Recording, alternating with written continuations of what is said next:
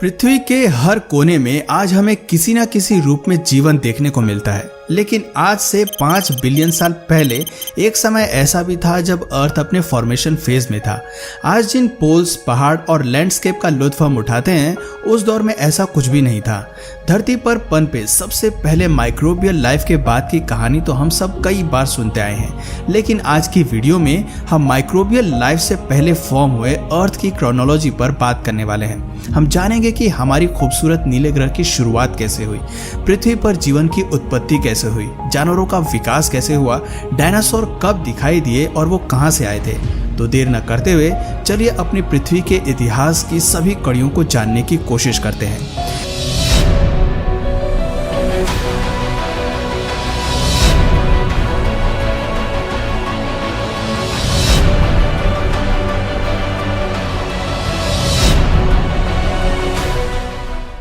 लगभग 5 बिलियन साल पहले जब पृथ्वी का निर्माण भी नहीं हुआ था, तब केवल हमारे सूरज की फॉर्मेशन हुई थी और यह पूरी तरह स्टार डस्ट से घिरा हुआ था।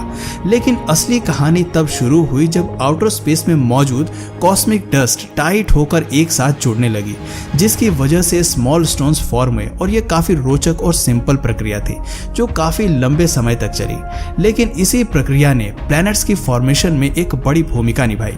ग्रेविटी ने इन स्टोन्स को कई मिलियन सालों तक खींचा, जिसकी वजह से पृथ्वी एक बॉल के शेप में आ गई। लेकिन अब भी पृथ्वी अपने असली स्वरूप में नहीं बनी थी। इसे अभी भी कई सारी प्रक्रियाओं से होकर गुजरना बाकी था। वो केवल अभी एक गर्म गोला थी जिसका तापमान 1200 डिग्री सेल्सियस से भी ज्यादा था। ये वो समय था जब पृथ्वी कार्बन डाइऑक्साइड और नाइट्रोजन के गुब्बार से भरी हुई थी। तब तक ना तो हवा थी और ना ही कोई एटमॉस्फेयर था। यहाँ तक कि एक ठोस सतह का निर्माण भी नहीं हुआ था। चारों ओर केवल लावा बह रहा था। लेकिन इस स्थिति को बदलने में ज्यादा समय नहीं लगा। जल्दी ही एक ऐसी घटना हुई जिसकी वजह से हमारा ग्रह एक नए ग्रह से टकराया, और ये टकराव इतना भारी था कि पृथ्वी से एक टुकड़ा टूटकर अलग हो गया, जो आगे चलकर चांद कहलाया। आज भले ही चांद पृथ्वी से काफी दूर है, लेकिन अपने शुरुआती दौर में हमारा चांद पृथ्वी के काफी करीब रोटेट करता था। समय के साथ दूरी बढ़ती चली गई। चांद भी ग्रेविटी के चलते गोलाकार शेप में फॉर्म हो गया, लेकिन टकराव का ये सिलसिला अभी खत्म नहीं हुआ था। 600 मिलियन साल बाद हमारी धरती को एक और फेज से गुजरना पड़ा, जब सोलर सिस्टम में मौजूद मेटेरॉइड्स भारी मात्रा में धरती की ओर गिरे। सोलर सिस्टम के निर्माण से बने हुए मेटेरॉइड्स जब धरती की ओर आए तो वो अपने साथ पानी की कुछ मात्राएं भी लेकर आए। कई मिलियन साल तक लगातार पृथ्वी पर गिरने की वजह से वहां पानी की ढेर सारी मात्रा इकट्ठा हो गई। वाटर बॉडीज ने पृथ्वी के तापमान को 70 डिग्री तक कूल करने का काम किया, लेकिन अभी भी पृथ्वी की सतह काफी गर्म थी, जिसे ठंडा करने का काम भी पानी ही करने वाला था। आपको बता दें कि आज जिस पानी को हम धरती पर इस्तेमाल करते हैं, यह मिलियन सालों पुराना है। और सबसे बड़ी बात है कि यह एक्स्ट्रा टेरेस्ट्रियल वर्ल्ड से संबंध रखता है, यानी कि आम भाषा में कहें तो पानी पृथ्वी पर नहीं उपजा, बल्कि मेटेरॉइड्स के जरिए मिला है। शुरुआती दौर में धरती की रोटेशन स्पीड भी काफी ज्यादा थी, जो वक्त के साथ साथ धीमी पड़ती गई। इसी की वजह से ओशन वाटर भी कम होता गया। पृथ्वी के बनने के 700 मिलियन साल बाद इसकी सतह पूरी तरह पानी से कवर हो गई। जमीन केवल कुछ आइलैंड के रूप में ही मौजूद थी, लेकिन कोर से लावा का निकलना अब भी जारी था। ये लावा पानी के चलते ठंडा होकर ठोस हो रहा था, जिससे सतह का निर्माण होना शुरू हो चुका था। धीरे धीरे इस प्रक्रिया ने रफ्तार पकड़ी और लावा से बनने वाली सतह ने जुड़ना शुरू किया। ऐसे में पानी के अलावा पृथ्वी पर महाद्वीपों का भी फॉर्मेशन हुआ। 3 बिलियन साल बाद जब पृथ्वी एक ग्रह के रूप में फॉर्म हो गई, तब भी मेटेरॉइड्स का पृथ्वी पर गिरना जारी रहा। खास तौर पर जब मेटेरॉइड वॉन्केट समुद्र में गिरा तो इसने पानी में अलग तरह के केमिकल्स को रिलीज किया, जिसकी वजह से कई रिएक्शन हुए और पहली माइक्रोबियल लाइफ धरती पर फॉर्म हो गई। सबसे पहले यूनिसेल्युलर बैक्टीरिया ने पानी में जन्म लिया।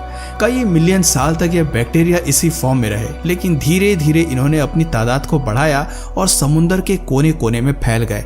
जैसे जैसे सूरज की रोशनी समुद्र पर पड़ी तो पानी ने ऑब्जॉर्व करना शुरू किया। सनलाइट की मदद से पहले माइक्रो ऑर्गेनिजम्स ने कार्बन डाइऑक्साइड को पानी और ग्लूकोज में तोड़ा, जिसकी वजह से ऑक्सीजन का निर्माण हुआ। माइक्रोबियल लाइफ की वजह से ओशन वाटर ऑक्सीजन से भर गया। समुद्र में लाइफ के विकास के बाद अब एटमॉस्फेयर की बारी थी। कुछ समय बाद ऑक्सीजन ने ऊपर उठना शुरू किया और वातावरण के निर्माण में अपनी भूमिका निभाना प्रारंभ कर दिया। आप ये कह सकते हैं कि अगर पहली माइक्रोबियल लाइफ का विकास नहीं होता तो शायद हमें आज पृथ्वी का ये स्वरूप देखने को नहीं मिलता। जीवन के पहले निशान के बाद हमारे ग्रह में कई बदलाव आए, लेकिन खैर ये तो अभी सिर्फ शुरुआत थी। धरती को अभी बहुत कुछ देखना बाकी था। इसी तरह 2 बिलियन साल बीत जाने के बाद पृथ्वी पर ऑक्सीजन की मात्रा काफ़ी बढ़ गई और प्लैनेट की रोटेशन स्पीड में भारी कमी आई। दिन बड़े होते चले गए और पृथ्वी पर वो सभी हालात पैदा हो गए जो किसी भी जीवन के लिए सबसे ज़रूरी थे। 1.5 बिलियन साल बाद जब सब कुछ शांत हो गया तो पिघले लावा के चलते पृथ्वी की सतह ने टूटना शुरू किया। शुरुआती दौर में जमीन पूरी तरह से एक दूसरे से जुड़ गई थी, लेकिन लावा के चलते प्लेट्स में मूवमेंट स्टार्ट हुई, जिसकी वजह से सभी सतह ने टूटकर अलग अलग महाद्वीपों का निर्माण शुरू कर दिया। जहां एक तरफ सभी महाद्वीप एक दूसरे से अलग होने लगे, वहीं वोल्केनिक एरप्शंस के चलते कार्बन डाइऑक्साइड भी प्रोड्यूस हुई। कुछ समय बाद धीरे धीरे पृथ्वी का तापमान 50 डिग्री सेल्सियस तक नीचे गिर गया। नॉर्थ और साउथ पोल में बर्फ के गिरने का सिलसिला शुरू हो गया। धीरे धीरे पूरा ग्रह बर्फ की 3 किलोमीटर चौड़ी लेयर में ढक गया।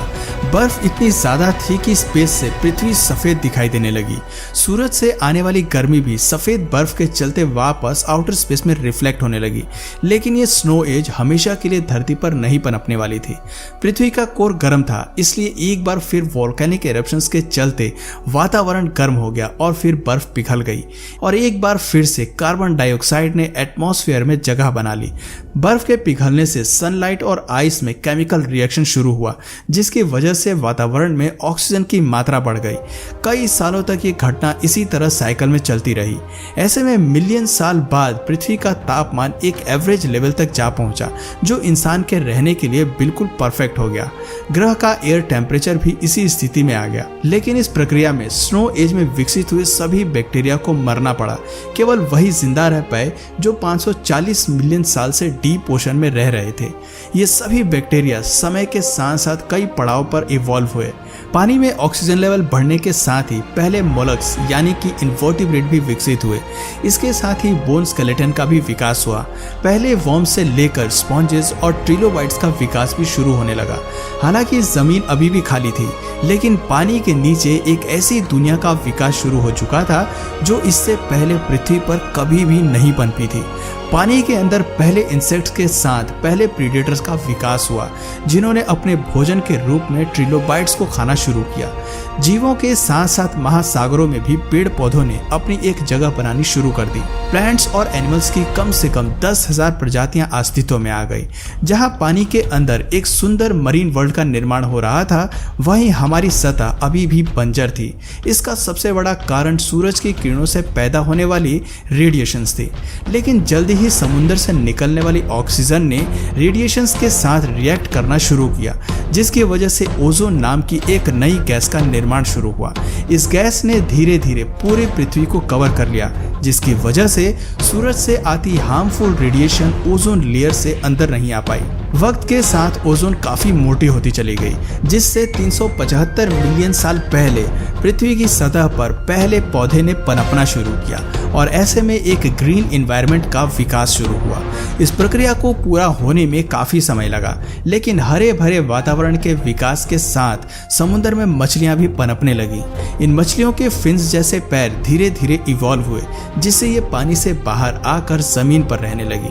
बस इसी तरह बाकी वेजिटेशन का भी विकास हुआ, लेकिन वो मछली ही थी जिसने 15 मिलियन साल पहले समुद्र को छोड़कर जमीन पर घर बनाया और धीरे धीरे इनके एवोल्यूशन ने कई जानवरों का विकास किया। सबसे पहले शुरुआत लैंड रेप्टाइल से हुई, लेकिन इनमें एवोल्यूशन के चलते धीरे धीरे डायनासोर्स की कई प्रजातियां हमें धरती पर देखने को मिली। धरती पर हरियाली बढ़ने के साथ साथ जायंट जंगलों का भी विकास हुआ और ये जंगल कई बड़े डायनासोर्स का घर बन गया। आप ये मान लीजिए कि प्रकृति एक ऐसे जीवन का आगाज कर चुका था जो हर दिन बदल रहा था और बेहतर हो रहा था, और धीरे धीरे ये फॉर्मेशन तब से लेके आज तक इवोल्यूशन का ही एक नतीजा है, जिसके बाद हमें कई सारे जानवर और इंसान भी देखने को मिले। पर अगर इस पूरी प्रक्रिया को मैं ब्रीफ करने लगा तो ये वीडियो काफ़ी लंबी हो जाएगी। अगर आप कहेंगे तो मैं इसका पार्ट 2 भी ज़रूर बताऊंगा, इसलिए आप कमेंट में अगर चाहिए तो पार्ट 2 ज़रूर मेंशन करिए। तो दोस्तों ये थी पृथ्वी के फॉर्मेशन से लेकर जीवन की उत्पत्ति की कहानी। इन फैक्ट से पता चलता है कि आज जिस पृथ्वी को हम देखते हैं उसके एवोल्यूशन के पीछे एक गहरा इतिहास छिपा है। एवोल्यूशन की रेस आज भी जारी है और अभी भी प्रकृति उसी रफ्तार से इवॉल्व हो रही है।